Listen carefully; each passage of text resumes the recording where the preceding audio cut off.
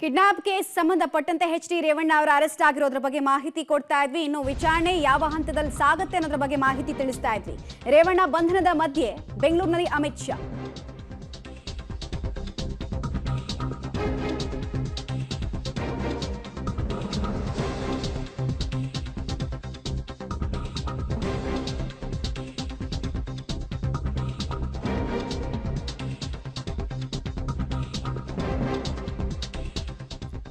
ರೇವಣ್ಣ ಬಂಧನದ ಮಧ್ಯೆ ಬೆಂಗಳೂರಿನಲ್ಲಿ ಅಮಿತ್ ಶಾ ಅವರು ಎಚ್ ಡಿ ಕುಮಾರಸ್ವಾಮಿ ಅವರ ಜೊತೆಗೆ ಮುಖಾಮುಖಿ ಭೇಟಿಯಾಗಿದ್ದಾರೆ ಅನ್ನೋ ಮಾಹಿತಿ ಕೂಡ ಲಭ್ಯ ಆಗ್ತಾ ಇದೆ. ಇನ್ಫ್ಯಾಕ್ಟ್ ಇಬ್ರು ಕೂಡ ಒಂದೇ ಹೋಟೆಲ್ನಲ್ಲಿ ವಾಸ್ತವ್ಯವನ್ನ ಹೂಡಿರೋದ್ರಿಂದ ಯಾವೆಲ್ಲ ವಿಚಾರಗಳು ಈ ಪ್ರಕರಣಕ್ಕೆ ಸಂಬಂಧಪಟ್ಟಂತೆ ಚರ್ಚೆ ಆಗುತ್ತೆ ಮತ್ತು ಇದನ್ನ ಬಿಜೆಪಿ ಹೇಗೆ ಪರ್ಸೀವ್ ಮಾಡ್ತಾ ಇದೆ ಹಾಗೂ ರಾಜಕೀಯ ವಿಚಾರಗಳ ಬಗ್ಗೆ ಮಾತುಕತೆ ಹಾಗೂ ಅಭಿಪ್ರಾಯಗಳ ಚೇಂಜ್ ಹೇಗಾಗಿದೆ ಡೀಟೇಲ್ಸ್ ಕೊಡ್ತಾರೆ ಸುಕೇಶ್ ನೇರ ಸಂಪರ್ಕದಲ್ಲಿ ಜಾಯ್ನ್ ಆಗ್ತಾರೆ. ಸುಕೇಶ್, ಒಂದೇ ಹೋಟೆಲ್ನಲ್ಲಿ ತಾಜ್ ವೆಸ್ಟ್ ಎಂಡ್ ನಲ್ಲಿ ಇಬ್ಬರ ಮುಖಾಮುಖಿ ಆಗಿರೋ ಸಂದರ್ಭದಲ್ಲಿ ಏನೆಲ್ಲ ಚರ್ಚೆಗಳಾಯ್ತು ಅಥವಾ ಇನ್ನಷ್ಟೇ ಚರ್ಚೆಗಳಾಗಬೇಕಾ, ಏನ್ ಮಾಹಿತಿ ಕೊಡ್ತೀರಿ?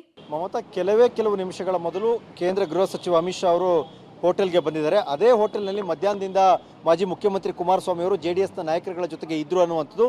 ಕೆಲವು ನಾಯಕರು ಹೋಗಿದ್ರು ಕೂಡ ಮಾಜಿ ಮುಖ್ಯಮಂತ್ರಿ ಕುಮಾರಸ್ವಾಮಿ ಈಗಲೂ ಕೂಡ ಅದೇ ಹೋಟೆಲ್ನಲ್ಲಿ ಇದ್ದಾರೆ.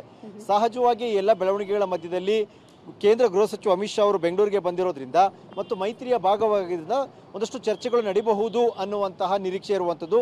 ಯಾಕಂದರೆ ಈ ಎಲ್ಲ ಬೆಳವಣಿಗೆಗಳ ನಂತರದಲ್ಲಿ ಭೇಟಿ ಆಗಿರಲಿಲ್ಲ ಕೇಂದ್ರ ನಾಯಕರುಗಳ ಜೊತೆಗೆ ಕುಮಾರಸ್ವಾಮಿ ಅವ್ರದ್ದು. ಇವತ್ತು ಒಂದೇ ಹೋಟೆಲ್ನಲ್ಲಿ ಮುಖಾಮುಖಿ ಆಗ್ತಾ ಇರೋದ್ರಿಂದ ಅಲ್ಲೇ ಇರೋದ್ರಿಂದ ಸಹಜವಾಗಿಯೇ ಈ ಬೆಳವಣಿಗೆಗಳೆಲ್ಲ ಬಗ್ಗೆ ಒಂದು ಸ್ವಲ್ಪ ಹೊತ್ತಿನ ಮಾತುಕತೆ ನಡೆಯುವಂಥ ಸಾಧ್ಯತೆ ಇದೆ ಅನ್ನುವಂಥ ಮಾಹಿತಿಗಳು ಬರ್ತಾ ಇದೆ.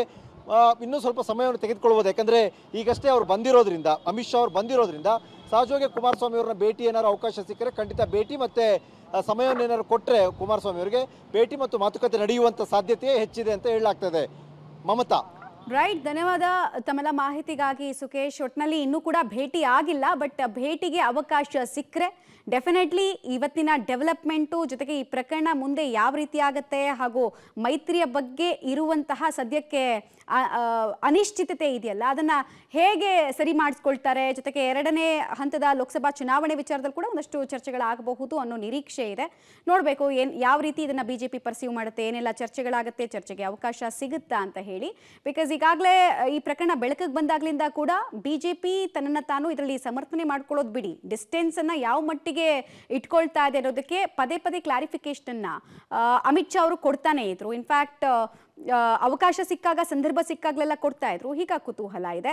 ಒಂದ್ ಕಡೆಗೆ ರಾಜಕೀಯ ಚರ್ಚೆ, ರಾಜಕೀಯ ಚಟುವಟಿಕೆ ಯಾವ ರೀತಿ ಬಿಜೆಪಿ ಹಾಗೂ ಜೆಡಿಎಸ್ನ ಮಧ್ಯೆ, ದೋಸ್ತಿಗಳ ಮಧ್ಯೆ ಆಗತ್ತೆ ಅಂತ ಹೇಳಿ. ಇನ್ನೊಂದು ಕಡೆಗೆ ಎಚ್ ಡಿ ರೇವಣ್ಣ ಅವರ ಬಂಧನ ಆಗಿರೋದ್ರಿಂದ ಮುಂದಿನ ಕಾನೂನು ಪ್ರಕ್ರಿಯೆಗಳ ಬಗ್ಗೆ ಕೂಡ ಅಷ್ಟೇ ಕುತೂಹಲ ಕೂಡ ಮನೆ ಮಾಡ್ತಾ ಇದೆ.